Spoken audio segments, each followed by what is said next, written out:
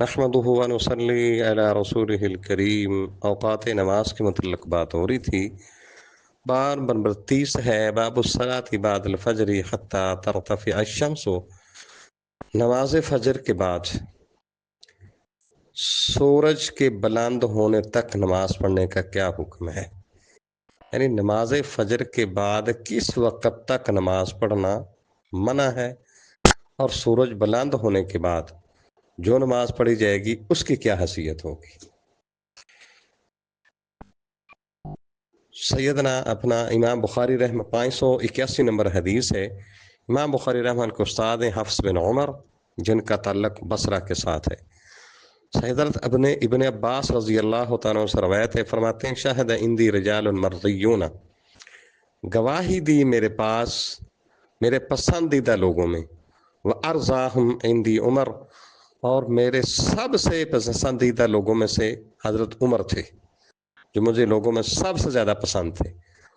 انہوں نے بیان کی ان النبی، بے شک رسول اللہ صلی اللہ علیہ وسلم نے نہا منع فرمایا عن الصلاۃ بعد صبح، کہ صبح کی نماز کے بعد نماز پڑھنی منع ہے، حتی تشرق الشمس، یہاں تک کہ سورج آفتاب بلند ہو جائے، وبعد العصر، اور عصر کے بعد بھی نماز پڑھنی منع ہے، یعنی عصر کی نماز کے بعد، حتی تغرب، یہاں تک کہ سورج غروب ہو جائے۔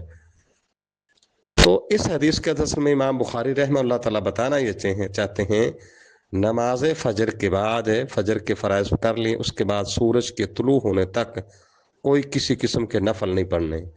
ہاں، جس کی فجر کے 2 سنتے رہی تھیں وہ دیگر احادیث کے اندر ثابت ہیں، مصدق کے حاکم کے اندر صحیح سند کے ساتھ ثابت ہے، سنن ترمذی میں بھی ہے، سنن ابی داؤد میں بھی ہے کہ رسول اللہ صلی اللہ علیہ وسلم نے ایک آدمی کو دیکھا، وہ فجر کی نماز کے بعد، فرضوں کے بعد پڑھ رہا تھا، تو نبی علیہ الصلوۃ والسلام نے فرمایا یہ کیا ہے، ہمارے ساتھ پڑھی، وہ پڑھی کہ یہ پڑھی؟ وہ کہنے لگا اللہ کے نبی، یہ میری پہلی 2 سنتے رہ گئی تھی، میں نے ان کو اب پڑھا ہے، تو آپ خاموش ہو گئے۔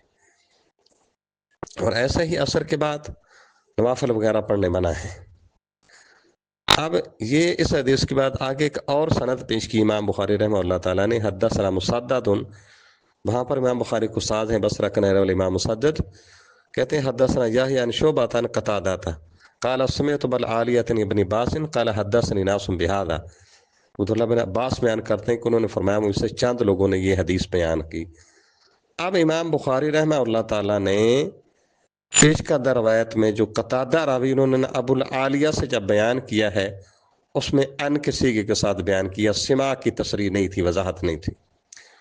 تو دوسری سند کے اندر امام بخاری رحمہ اللہ تعالیٰ نے دوسری سند اس لیے پیش کی کہ وہاں پر قتادہ یہ کہتے ہیں کہ میں نے ابو العالیہ سے سنا ہے، لیکن اب میاں بخاری رحمہ اللہ تعالیٰ نے کم اور کیا ہے کہ سماع والی روایت بعد میں پیش کی ہے، اور ان کے سیگے والی وہ پہلے، اس لیے کی ہے کہ پہلے جو تھی نا وہ اس میں واسطے،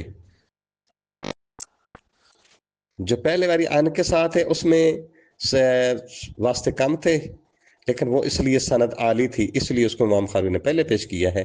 اور تصریح والی جو ہے نا، جس میں سماع کی تصریح ہے، سننے کی وضاحت ہے، وہ ان کے نزدیک نازل تھی، اس لیے امام بخاری رحمہ اللہ تعالیٰ نے وہ سند بعد میں پیش کی ہے۔ یہ تو امام بخاری کی کمال کی محدثانہ فقیہانہ باتیں ہیں۔ اب اگلی حدیث ہے 582 نمبر، امام بخاری رحمہ اللہ کے استاذ ہیں مسدد، جن کا تعلق بصرہ کے ساتھ ہے۔ حضرت عبداللہ بن عمر رضی اللہ تعالیٰ سے روایت فرماتے ہیں قال رسول اللہ صلی اللہ علیہ وسلم نے فرمایا لا تحروا بصلاتکم طلوع الشمس ولا غروبها، کہ رسول اللہ صلی اللہ علیہ وسلم نے فرمایا طلوع آفتاب اور غروب آفتاب کے وقت پر اپنی نمازیں ادا کرنے کی کوشش نہ کرو۔ یہ حدیث صحیح البخاری کے اندر 6 مرتبہ آتی ہے۔ اب یہ کوتاہی اکثریت ہمارے لوگ کرتے ہیں کہ رسول اللہ صلی اللہ علیہ وسلم نے کیا فرمایا، بھائی نہ تلاش کرو وقت کہ سورج طلوع ہونے لگے کہ نماز پڑھنے لگو، سورج غروب ہونے کے قریب ہے تو نماز پڑھنے لگے آپ ہیں۔ تو ایسے ہی لوگ کرتے ہیں عصر کی نماز کے والے سے، بالخصوص تسلی سے بیٹھے رہتے ہوتے ہیں۔ کئی لوگ ابھی بھی، اب سورج جب غروب ہونا سٹارٹ ہو جاتا ہے اس وقت نماز پڑھنی بالکل حرام اور منع ہو جاتی ہے، لیکن اکثر لوگ ابھی اس وقت نماز جان بوجھ کے بیٹھے رہیں گے، کام تھا جی، مصروف تھے. ہاں جی، اگر کعبۃ اللہ کا طواف نماز کے وقت رک سکتا ہے، ہمارے کام نہیں بند ہو سکتے 10 منٹ کے لیے. اس لیے اچھے طریقے کے ساتھ فجر کی نماز بھی ٹائم پر پڑھنی ہے اور عصر کی نماز بھی. یہ نہیں کہ اوپر سے ٹائم سوریہ نکلنے والا ہوگا جو فجر کی نماز پڑھنے آئے، سورج غروب ہونے کے قریب ہے تو بالکل عصر کی نماز پڑھنے آئے. یہ طریقہ غلط ہے جو امام بخاری رحمہ اللہ سمجھا رہے ہیں.